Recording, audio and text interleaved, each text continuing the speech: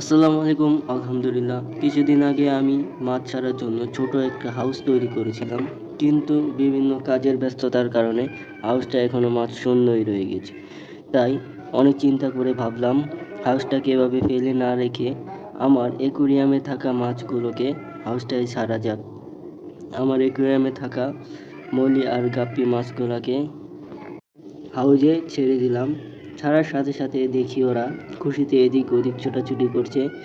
অনেক দিন পর খোলা পরিবেশ পেয়ে মাছগুলো ভালোই খেলছে। আর এই মাছগুলো প্রত্যেকটা ফুল লোডেড, মানে প্রত্যেকটার পেটেই বাচ্চা আছে।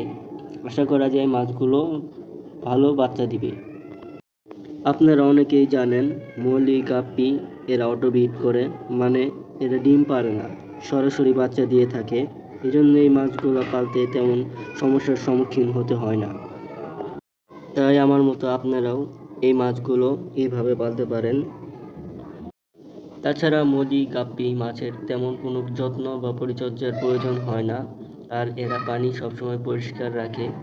এদের তেমন খাবারও দিতে হয় না।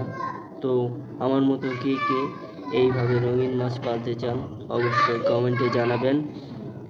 আর আমার মাছগুলো বাচ্চা দিলে পরবর্তী আপডেটে আপনাদেরকে জানাবো। আজ এই পর্যন্তই। সবাই ভালো থাকবেন। খোদা হাফেজ।